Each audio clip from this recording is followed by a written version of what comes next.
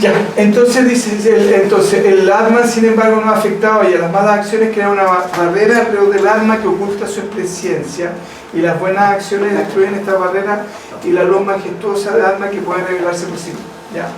Entonces, ustedes dicen, bueno, si el ser no es afectado ni por las buenas ni por las malas acciones, ¿cómo entonces las acciones pueden crear una barrera alrededor del ser y ocultar su presencia? Y otras pueden, como quien dice, expresar la presencia. ¿Cómo eso? Sí, pues si algo no ha afectado ya por ninguna acción, ¿cómo puede ser ocultado entonces? Porque afecta la expresión con las capas, como tú siempre has explicado la ampolleta. Ya. Entonces ustedes dicen, si le pongo plástico, se va a ver la luz, y si le pongo paño negro no se va a ver. Porque hay acciones que permiten que la luz del ser se exprese y hay acciones que impiden que la luz del ser se exprese. Porque tienen amor, poder, como sabiduría, tienen las acciones, las buenas acciones. Ya, lo que pasa es que la existencia funciona en un flujo que está sostenido justamente por el ser, que es el poder, el amor y la sabiduría. Entonces, ¿qué pasa? En la medida que mis acciones son consecuentes o coherentes con eso, yo voy permitiendo que esa existencia, que esa realidad que está siempre presente, se pueda expresar mejor. En el fondo, ¿qué es lo que está diciendo ahí? Yo puedo generar acciones o crear condiciones para que la luz del ser se pueda expresar más fácilmente, o puedo crear condiciones para que la luz del ser se exprese con mayor dificultad, o en algunos casos sea prácticamente imperceptible. Espérate un segundo. Ahora, para entender este proceso evolutivo humano, ¿ya? Es súper importante entender esto. ¿En qué sentido? De que nosotros podemos tomar acciones en las cuales nos ligamos al instinto y por lo tanto no estamos evolucionando, o muy poco, y acciones que finalmente nos sacan del instinto y que las que nos hacen evolucionar. Y todas las acciones asociadas al poder, la sabiduría y el amor son las que nos sacan del instinto. Entonces, cuando yo soy generoso, estoy saliendo del instinto. Cuando yo, qué sé yo, trasciendo la seguridad, ¿ya? La famosa seguridad, ¿ya? Estoy trascendiendo el instinto. Y así. ¿Me entiendes? Entonces, básicamente, en el fondo, ¿qué es lo que me permite evolucionar? Justamente teniendo las dos posibilidades, ya la respuesta instintiva inmediata, o la respuesta que puedo decir, no, ¿sabes qué más? Yo doy un paso más allá de mi instinto. Y ahí yo evoluciono. ¿Comprenden o no? Sí. Parte del instinto es postergar un bienestar presente por un bienestar a largo plazo. Es una respuesta también que quiebra con la estructura del instinto. Sí, porque el tiro. Los animales, todo al tiro. Pero yo creo que lo más importante es entender que no hay ninguna acción en el mal que no genere dolor. Sí.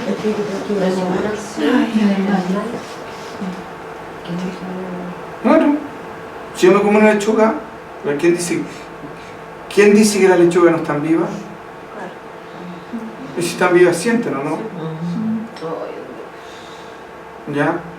Entonces, partamos por ahí. Si yo te abrazo. ¿Ya? Eso es una acción, abrazarte. Estoy matando miles de bichitos que están en Claro. el tuyo. A eso va. Sí, por eso no hay ninguna acción que no sea. Estamos condenados. Y cada vez que estos sientan que... Exactamente, que bueno que se den cuenta porque tienen que salir de acá, para que sigan pegados a la tontera. Claro. Muchos en el fondo siguen pegados a la tontera contándose cuentos. Contándose cuentos de una felicidad que no existe y que no la van a tener nunca. Porque en el fondo el único bienestar, el único gozo que existe es el que surge de la fuente de todos los gozos. Y la fuente de todos los gozos es el ser. Si mientras no te identifiques con el ser plenamente, no vas a poder experimentar el pleno gozo y la plena felicidad y el pleno amor y todo eso, no puedes. Y la materia nunca te va a dar la felicidad, ni el bienestar, ni la plenitud que te puede dar el espíritu. No puede, imposible. Y toda la relación que ustedes tienen con ustedes y con el resto es estrictamente material. Estrictamente material. Los pensamientos son materia, ya las vibraciones de la emoción son materia, por lo que se mueve energía, el cuerpo es materia, la casa es materia, el cuerpo que anda dando vueltas por ahí en la casa, ese montón de grasa con hueso, con pelo ahí, y de repente te tira así el pantalón y, ay, mijito, venga para acá, ya, ¿quiere su papito? Ya, ¿quiere su papá? Sí, se lo quiero, ya, qué rico. Eso es pura carne nomás. Pero la Ale te decía el amor por un hijo. El amor por un hijo está sostenido en base al cuerpo. No. ¿Necesita ir al cuerpo de su hijo? No. Cuando el hijo se va y está, no sé, por Puerto Montt y se acuerda de ella y los sentimientos que ella tiene, ¿necesita que esté el cuerpo ahí? ¿Y qué es lo que son el amor por un hijo? Es un aspecto relativo del amor del ser nomás. Nada más. Lo que pasa es que ese aspecto relativo del ser ella lo está viviendo en una individualidad y en una separación. Y porque más sufre ella en relación a sus hijos es por la separación que establece entre él y el hijo. Entonces cuando el hijo le baja pataleta y no quiere saber nada de ella y dice y ella empieza a sentir esa distancia, el dolor cada vez mayor. Y si el hijo se amurra y le habla y no hay caso de sacarlo a la murra, es peor todavía el dolor, porque resulta que la distancia cada vez mayor. Y lo que le produce a ella el dolor es la separación entre ella y ese hijo, que ella trata de hablarle, que trata de contentarlo y no hay caso, porque es tanta la separación que hay. Entonces a mayor separación, mayor dolor. Entonces básicamente, ¿qué es lo que ella está disfrutando? Es la expresión del ser en esa individualidad llamada hijo. Y que mientras menos separación haya, mayor placer, mayor disfrute, mayor gozo. Porque justamente lo que nos duele es la separación. O sea que si le quitáis la etiqueta hijo y eso lo hacía hacia todo. Se acabó con eso, y ahí el Atma, ya empezar a relacionar con el demás, como habíamos dicho en el trascendente 1, Atma, ya de empezar a darnos cuenta de que finalmente nuestro bienestar surge única y exclusivamente de la conexión con el ser. Y cualquier separación, cualquier alejamiento de eso nos produce dolor. ¿Y por qué nos produce dolor cuando una persona puede optar por una acción que es integradora, que es amorosa, etcétera, así que en el fondo está más ligada al ser que al instinto?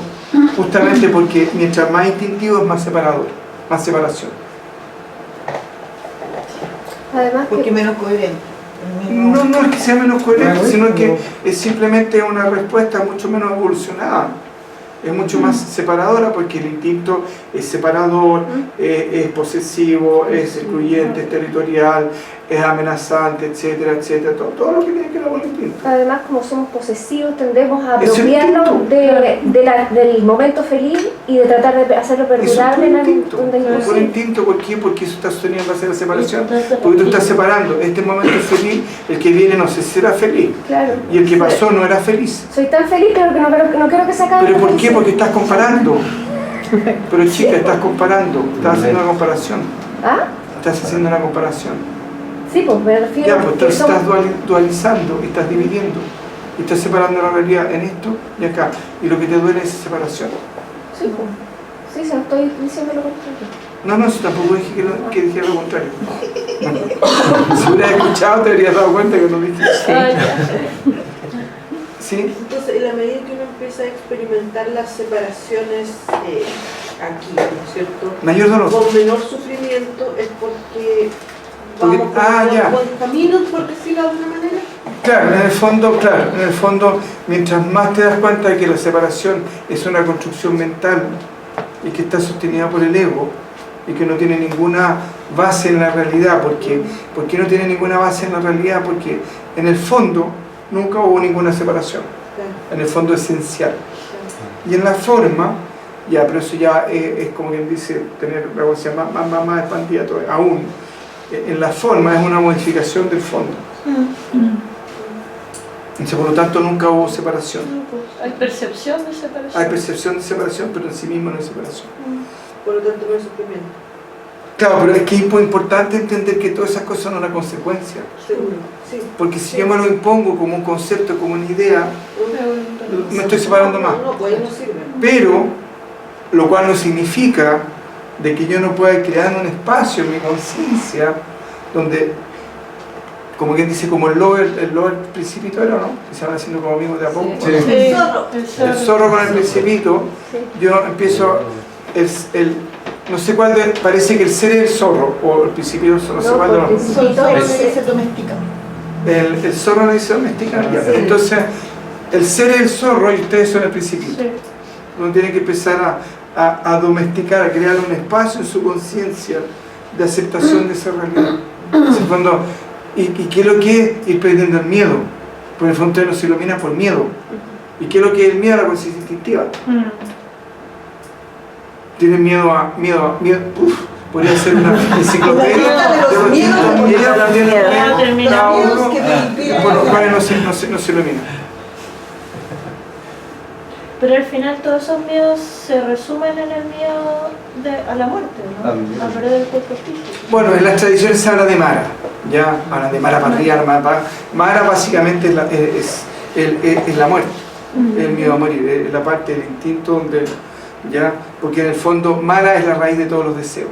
Pues en el fondo todo lo que nosotros hacemos y vemos, si ustedes se dan cuenta acá, es el deseo de no morir. Sí. Los chalecos que nos compramos, las casas, los autos, las comidas, todo el deseo de no morir. ¿Entiendes? Entonces en algún nivel es la raíz de los deseos. Según dicen, ay, y mató a Mara, la raíz de los deseos, en el fondo el miedo a morir. Y el miedo a morir única y exclusivamente surge cuando uno tiene cuerpo. Si no, ¿a qué le va a tener miedo si no tiene cuerpo? En el fondo, la muerte, básicamente la muerte de un karma. El punto es que tenemos tantas karmas que por eso no podemos. No comprendo, ¿no? ¿A dónde van al mundo sutil cuando vuelven? ¿Cómo? Acá cuando morimos vamos al sutil y volvemos. Claro, acá cuando nos morimos, cuando dejamos el cuerpo nos vamos al mundo sutil, estamos un rato y volvemos. ¿Y en el sutil a dónde van? En el sutil te vas al causal. Ah, eso Te mueres en el sutil, te vas al causal, renaces en el sutil. Ajá. Y después mueres en el causal y entras en la totalidad. Y de la totalidad vuelves hasta que finalmente terminas de agotar ese karma. ¿Vale? Puedes agotar todos los karmas acá. Esa es la idea, estar acá y agotar todos de una, si se puede. Esa es la idea. ¿Ya? ¿Por qué? ¿Qué pasa? Porque a nivel lo que ustedes están dejando, cuando ustedes se iluminan, lo que hacen es dejar a su animalito nomás. Nada más. Lo único que dijeron, ¡ay, que me iluminé! ¡Ah, que todo! ¡Oh, ya! Lo único que hicieron, dejaron a su animal. El karma de animal lo trascendieron. Dejaron de ser animales. Eso es todo. Antes eran animales con cuerpo humano. Ya, antes eran animales. Eran plantas con cuerpo animal. Sí. Claro. Ahora son animales con cuerpo humano. Sí. Cuando se iluminan, son humanos. Con cuerpo animal. Con cuerpo humano. Con cuerpo humano. Ya, y ahí lo que hacen es, cuando siguen profundizando su experiencia de iluminación, ¿ya? Y limpian, por decirlo así, el karma que tienen ustedes como individuo, lo que están haciendo es trascender el karma humano. Recién ahí. Ahí todavía hay una individualidad. Están resolviendo el karma humano. Y cuando llegan al cuerpo causal y empiezan a limpiar el cuerpo causal, están limpiando el karma de la humanidad o del cosmos, depende del nivel. Animal, humano y cosmos. No por las manifestaciones. Ya. Cuando Manifestación por el fondo, ya. Sí. Claro. Entonces entra al plano causal, ya. Está limpiando en cierto nivel el plano humano, Claro. de la humanidad, Claro. de la humanidad, tu identificación con la humanidad, y después en planos más sutiles, El cosmos. el karma del cosmos. Y después de eso, ya, chaval y pescadito. Pero ¿Y por qué el karma al cómo? Porque el karma al cómo, del momento que se expresa como manifestación, y entonces parte de esa manifestación, ya a partir del principio hasta ese día, tienes todo ese karma acumulado a través del tiempo, y participas también. Desde el sutil se empieza a experimentar menos dolor, Claro, menos dolor. porque ya no se tiene el cuerpo, entonces ya Claro. tiene dolor. Lo que pasa es que en los planos sutiles hay distintos planos también. Pero igual hay harto dolor en el sutil. Las Es que por eso, sí, emociones. por eso digo, hay distintos planos. Lo que pasa es que la proporción de la ausencia del dolor, más específicamente el sufrimiento, ¿ya? Es proporcional a la identificación con el ser. Mientras más me identifico con el ser, menos sufrimiento hay. Mientras más me identifico con el ser, menos dolor hay. En algunos casos puedo experimentar dolor, pero no experimentar sufrimiento. Me duele, pero no estoy sufriendo. Claro, volvemos nuevamente, toda satisfacción surge, es proporcional a cuánto te identificas con el ser. Y de hecho, si tú logras relacionarte con quien sea, desde el Atma, plenamente consciente, y todo lo que haga o no haga te importa un soberano rábano, no por indolencia, sino que por conciencia, te das cuenta que no hay ningún impedimento entre tú y esa persona para relacionarte armoniosamente y amorosamente. Ahora, si salís de esa identificación, te identificás con tu personalidad, ya sea lo que te quede de tu personalidad, o lo basta que sea tu personalidad, y entras ahí, bueno, ahí te puedes agarrar del moño y tirar, no sé, por los cubiertos, lo que quieras por la cabeza. Pero ahí va a ser de personalidad a personalidad, no va a ser de atma a atma. Claro. Las malas acciones crean una barrera alrededor de esa barrera es lo que nosotros llamamos negatividad, Nacho. La negatividad es materia. Y lo otro también es materia. ¿Qué otro? Las acciones negativas. Las acciones. positivas y las negativas también son materia. Son materia y generan más materia. Pero ¿quién asume o quién le da la connotación de malas acciones a una acción? Porque eso es un juicio.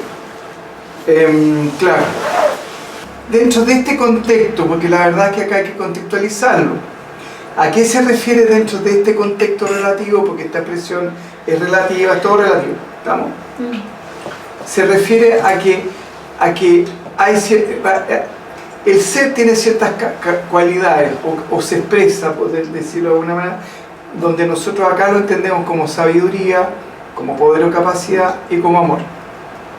¿Estamos? Entonces, todas aquellas acciones que me alejan del amor, de lo que yo experimento como siento, creo que es el amor, todas las acciones que me alejan de la capacidad, de sentirme el poder como capacidad, ¿ya? No como triunfo sobre los demás, ¿ya?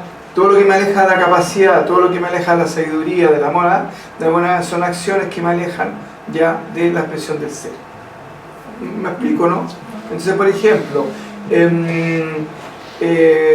a nivel relativo, si yo tengo una galleta y te la comparto verdaderamente de corazón, sería un acto que de alguna manera estoy recreando las leyes naturales, que no las conocemos todas.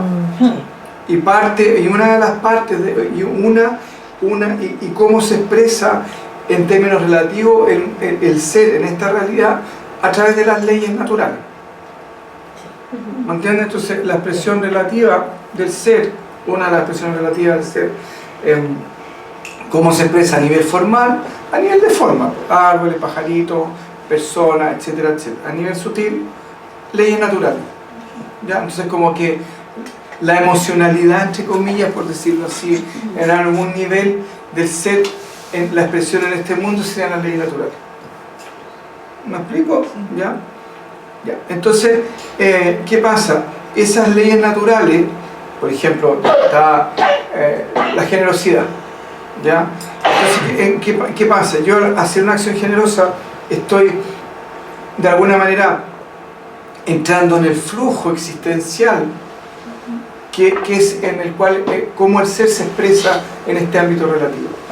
Entonces, esas acciones relativas que son similares a la expresión relativa del ser en este flujo, que son similares se consideran en este caso, bajo este contexto, como acciones positivas, porque entran en el mismo flujo de la existencia. En ese flujo, por ejemplo, si yo soy cooperador, la existencia está constantemente cooperando, entonces estoy en ese flujo amoroso de la cooperación. Si soy generoso, estoy en el flujo amoroso. Si soy competitivo, no estoy en ese flujo amoroso. ¿Me explico, no? O qué sé yo. Entonces, ¿qué pasa? Porque también esos flujos amorosos, o esos flujos, las leyes naturales también, a nivel individual, o esa conciencia cósmica a nivel individual, se va expresando de acuerdo al nivel de conciencia de cada uno. Entonces, lo que es bueno, como es relativo, lo que es bueno para un león cazar y matar a un animalito, pues es bueno. Vamos a traer el juego del bueno y el malo.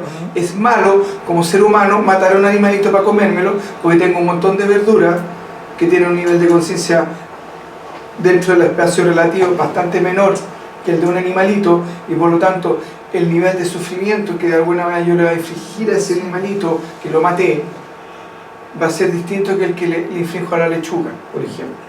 Si bien eso también estoy infligiendo un dolor, etcétera, etcétera, etcétera.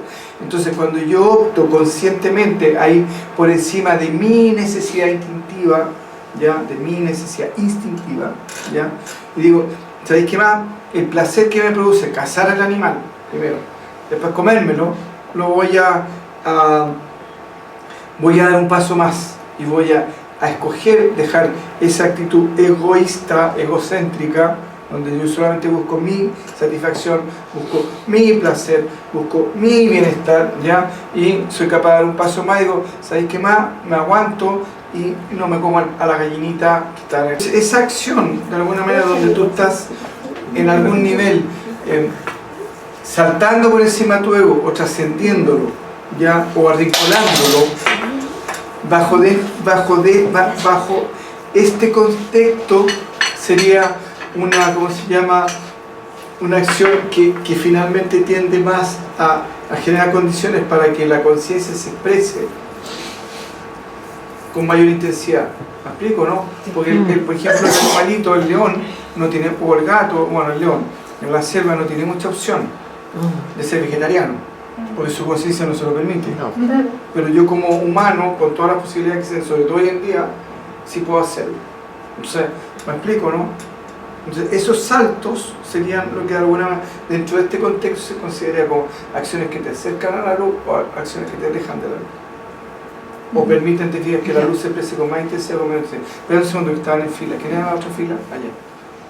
Ya, yo quería preguntarlo, pero es un poco anterior de lo que estábamos hablando. Bueno. Que me quedé muy pegada cuando dijimos que no nos iluminábamos por miedo a perder el cuerpo, no trascendiendo. Entonces me llegó la sensación de que es mucho más profundo y que tiene que ver con que cuando sentimos que perdemos el cuerpo, sentimos que no tenemos cuerpo, no tenemos la capacidad de crear el amor, y sin amor no podemos ser, y que ahí la trampita estaba en que en el fondo el amor no hay que crearlo, sino que es. Claro, lo que pasa es que el miedo es a experimentar la ausencia de individualidad, porque de alguna manera, ¿quién quiere sentir el amor? Yo. Claro. ¿Me explico, no? Entonces es el temor a perder ese yo, y si yo no tengo ese yo, no voy a experimentar el amor. Sí, pero ¿qué es el miedo a perder la individualidad en el fondo? Como... Por eso, al no experimentar, al no haber un yo que experimente, ¿cómo experimentar el amor? Si no hay un yo que experimente, ¿cómo experimentar el amor? Porque creemos que solamente si hay un yo podemos experimentar el amor. Exactamente, esa es la fantasía. Individualidad. Y esa fantasía es justamente la que te impide experimentar el amor. Claro. Ay, qué bien. A ver, ¿cómo? A ver. Es paradójico. Súper paradójico. Es lo que dice la Carlita, es que si no hay un yo que experimente mucho, que el miedo a iluminarse es sentir el miedo a que uno pierde su yo. Y al sentir que pierde el yo, dice, no voy a poder experimentar el amor, porque no hay un yo que experimente. Entonces, pero no es una cosa racional, ella no está diciendo de la razón, no está diciendo del sentimiento. Entonces dice, mi sentir me dice, si no hay un yo que que hay un yo experimentador, ¿cómo voy a experimentar el amor? ¿Te quedó clara esa parte o no? Es que esa parte, ya. Si yo le digo que justamente esa sensación de yo es la que te impide experimentar el amor.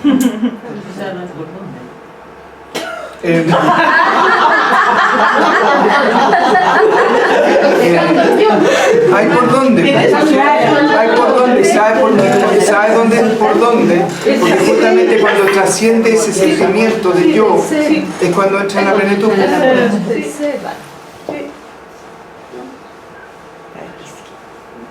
¿Comprenden o no? Sí. Ahora, ese tironeo que siente la Carla es un tironeo que le está tirando el cuerpo.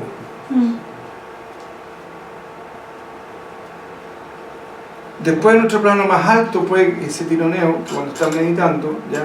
Es la sensación de que se disuelve la individualidad. Pero es el yo egótico, porque cuando llegas al yo no egótico, al yo soy, hay un sentimiento de experimentar la totalidad, pero que hay un yo que está experimentando, que también hay que dejarlo. Es que yo lo sentía como que... Pero ahí no hay problema, porque si llegas a ese yo soy y te estableces en ese yo soy, está en el estado de plenitud, porque por decirlo así, está tan transparente ese ego, que no vas a tener miedo a soltarlo porque estás experimentando la plenitud.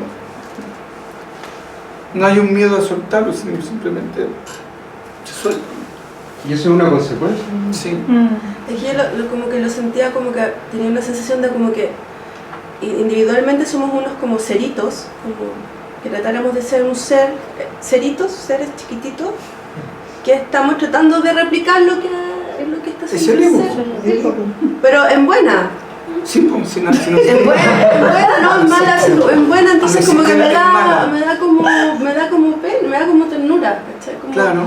Porque en el fondo es como que de alguna manera yo aprendí a hacer eso, a tener ese sentimiento, esa sensación, y como que es como ya, pero... Mira, una amiga estaba trabajando en un jardín, ya, como ayudante del jefe, ya, del dueño del jardín. Entonces, ya, estaba trabajando en el jardín y estaba trabajando un cabro con él. Y él lo echa. Entonces llega y le dice, pero ¿cómo va a echar a Juan? Ya que estaba, a Juan. ¿Ya? Entonces él lo mira y le dice, mira, que el cabro es bueno, pero que sirve, no sirve. Y acá es lo mismo. Yo.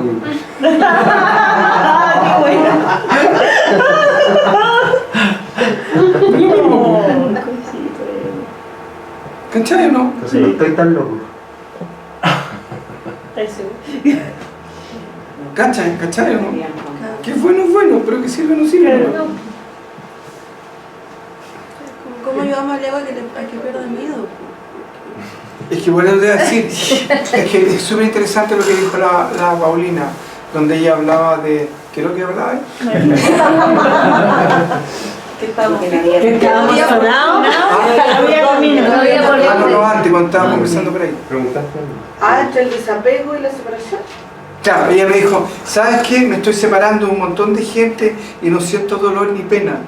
Y ya, y decir un montón de circunstancias y condiciones y cuestiones me estoy separando. Yo dije, no, te estás desapegando. La separación genera dolor. El desapego genera libertad, bienestar. No es residual. La separación es residual. Entonces dije, no ocupes la palabra separación, me estoy desapegando. Entonces acá es lo mismo. Ya tú te desapegas. Ahora, ¿por qué surge el desapego? ¿Y por qué surge este desapego? Es porque de alguna manera estás viendo que A te está dando X y B te está dando 2X o XY o X, Y y Z, y por eso sueltas A. Por eso, como bien decía el Juan Pablo, es una consecuencia. Entonces empieza a practicar Samadhi, te empieza a identificar con el ser, empieza a experimentar plenitud, empieza a pegar, y solita, sin darte cuenta, empieza a soltar lo otro, porque porque está yendo a la fuente del bienestar. En forma natural te vas desapegando de lo que ya consideras que no te sirve, que no es tan valioso, que no es tan bueno, y no hay cero dolor, cero sufrimiento.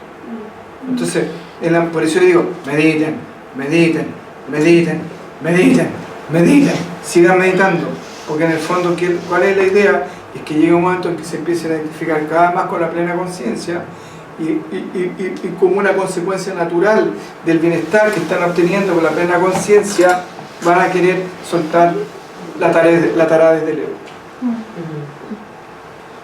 ¿Ya? Entonces, de ahí la constante práctica y la constante desidentificación con la mente y la identificación con la conciencia.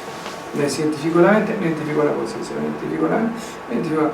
Y un momento en que ya, ¿sabes qué más? Ya vamos más, listo. Entonces, de la misma manera que uno se desapega de una ropa vieja que ya no funciona, que ya no sirve, de la misma manera te vas desapegando de todas estas cosas, de todos esos lastres asociados a la personalidad, porque ya no te sirven, ¿sí? Porque hay que secártelo encima, porque ya no son funcionales, porque ya no te sirven, pues te joden la vida. Si ustedes se dieran cuenta, el costo que pagan por ser egoísta, nadie sería egoísta. El punto es que no son capaces de mencionar lo que implica el ser egoísta y cuáles son las consecuencias que tiene. Porque muchas veces confunden el no ser egoísta con negarse a sí mismos. Entonces se han negado a sí mismos tantas veces durante tantos años y han sufrido tanto por la autonegación que han tenido de sí mismos, que apenas pueden autoafirmarse en algo que de ustedes no lo sueltan y no lo agarran y no lo quieren dar. Y eso es justamente lo que les genera más dolor también. Claro, les produce una satisfacción inmediata, pues estoy en lo mío, soy yo. Pero también el costo es peor. ¿Se dan cuenta de eso, no? Entonces, si se dan cuenta realmente el costo que implica ser egoísta, no sería nadie, el planeta no habría nadie egoísta en el mundo. Ahora, ¿qué pasa? Por la educación que tuvimos y por todos los cuentos que sabemos, muchas personas constantemente aprendieron a negarse a sí mismos para sobrevivir. Si yo tengo un padre autoritario, violento, histérico, golpeador, ¿cómo me afirmo? Nada, po. Me tengo que negar, po. Entonces cuando al fin puedo salir al mundo y decir, ya, Shaolin Pescadina y hago mi propia vida, soy una persona tremendamente egoísta porque me aburrí de postergarme, po. ¿Sí o no? Sí. ¿Se dan cuenta o no? Me postergué y si además establezco relaciones afectivas con otros, voy a jugar el doble juego, donde por un lado me postergo para poder mantener la relación funcionando, porque como aprendí, me niego, entonces me sacrifico por la persona que quiero, y ese mismo sacrificio por la persona que quiero me lleva a ser más egoísta todavía.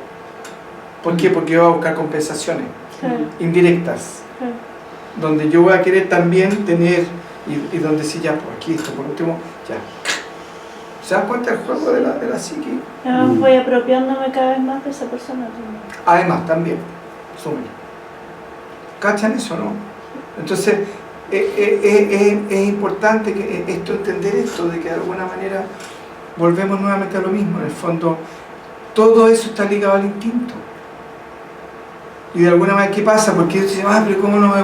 ¿Por qué la humanidad no se da cuenta del costo que implica ser egoísta? Porque el ego no te permite ver las consecuencias de tus actos. Y eso, métanselo en la cabeza. Cuando yo estoy de régimen y me agarro y me como todas las cosas ricas, qué exquisito, ya no estoy viendo las consecuencias de esa acción, porque estoy satisfaciendo mi ego. Y la persona dice, oye, pero chuta, no estoy de régimen. Sí, de veras. Y después me quejo que los regímenes no funcionan.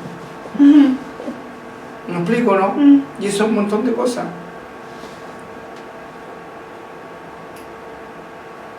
Ya, me pusieron muy serio. Ya, ¿te quedó más claro o no? Ya, y te quedó claro este cuento de que al tener la sensación que no hay un yo que experimente, es como tú dices, caigo en la fantasía que no va a experimentar el amor. Pero justamente esa sensación de yo es lo que te impide experimentar el amor. Ese. Así como el movimiento que pertenece al agua puede ser atribuido por desconocimiento a la luna que se refería, de la misma manera, obrar no será. Ah, ya, eso lo mismo. Esa la habíamos antes, ahí Lo habíamos mismo quedado. fue el comentario. Sí. Claro, Ya, en de el abajo. comentario. Entonces el alma en realidad se haya desprovisto de la conciencia de yo. En consecuencia está libre de las nociones de placer, actuación, etcétera, etcétera. Que son todas relativas a la personalidad. Todo es experimentado por el alma individual o aparente. No está hablando del ser, está hablando del alma individual. ¿Ya? Entonces, y esta alma individual falsamente se le atribuye al ser verdadero. ¿Estamos? Que sería el alma o el ser. El alma individual es tan solo el reflejo del ser sobre la mente. ¿Ya? Durante el sueño, donde solamente funciona la mente, se puede percibir el yo y sus variadas características, tales como felicidad, infelicidad, las que desaparecen en el estado de sueño profundo, cuando la mente se absorbe en la totalidad. Entonces, el estado de sueño profundo es cuando la mente se absorbe en la totalidad. ¿Estamos? Sin embargo, Kanada, el fundador de la filosofía Vaisheshika, dice que no solamente la conciencia, sino también las variadas funciones de prana, así como los sentimientos de placer, dolor, deseo y odio, etc., son pruebas fehacientes de la existencia de Atma. De acuerdo a Kanada, Atma se haya dotado de todas estas actividades. ¿Ya? El Vaisheshika está el, ¿cómo se llama? El Dvaita, el Vishishtadvaita, que creo que es el Vaisheshika, si no me acuerdo, y después está el Advaita. Lo que pasa es que no estoy seguro si el Vaisheshika es lo mismo que el Vishishtadvaita, porque a veces usan sinónimos y ahí me pierdo un poco. Pero si fuera el Vishishtadvaita, el Vaisheshika, lo que plantea el Vishishtadvaita o la dualidad ¿cómo se llama? Con Iva, ¿ya? Es que ellos ponen, los dualistas dicen que está el ser y que está, ¿cómo se llama? Igual que los cristianos, Dios y el, ¿cómo se llama? Y el ser. Y que lo que más puede esa alma individual es estar a la diestra de Dios Padre. ¿Ya? Eso es lo máximo que pueden llegar, y su felicidad es convertirse en un servidor y un devoto de Dios. ¿Estamos? Y eso serían, dentro del Vedanta serían los Krishna. Los Krishna son dualistas. ¿Ya? Entonces ellos dicen que el máximo que uno puede experimentar como ser humano y como conciencia es iluminarse para poder finalmente estar a la diestra de Vishnu, ¿ya? Y ser, qué sé yo, su servidor, o Krishna. ¿Sí? El Vishishtadvaita dice que pone el ejemplo de una granada. Entonces, donde dice que la cáscara de granada es el Brahman, y todas las pelotitas que hay adentro, los granitos, serían los Atma, y que ambos serían una modificación de lo mismo. ¿Me explico, no? Pero como son pepitas individuales, mantienen su individualidad, en el sentido que por mucho que la cáscara sea y las pepitas sean una modificación de lo mismo, ya la pepita es pepita y la cáscara es cáscara. Y por lo tanto no puedo convertir a la pepita en cáscara. Por lo tanto mantienen, de momento que se expresan ya, mantienen su individualidad. ¿Estamos? Y el Advaita dice que las pepitas, como son modificaciones de sí mismo, tanto las pepitas como la cáscara, son lo mismo. Porque si nosotros se lo pasamos a la ¿cómo se llama? A la Sol, a la Merisan, ya, nos diría, si nosotros vemos en un microscopio, no podríamos ver la diferencia entre la cáscara y las pepitas. ¿Me entienden? Entonces lo que plantea la Advaita es eso. Ahora, ¿qué pasa? Del momento, ahora, ¿por qué? Si lo que estaría tratando de plantear ahí, de que finalmente, porque hay ciertas, no sé, no estoy seguro si eso es así o no, pero hay ciertas escuelas que plantean que prana es equivalente a Brahman. como sinónimo, como principio creador y sostenedor de la existencia, y que todo lo que existe es una modificación de prana. Y que si prana es la totalidad, quiere decir que todo lo que se está expresando como totalidad y como individualidad son lo mismo.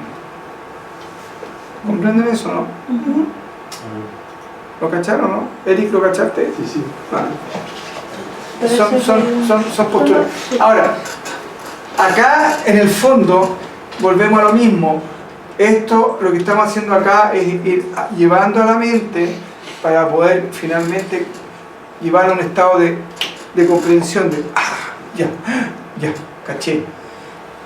Porque finalmente son puras palabras nomás. ¿Me entienden o no?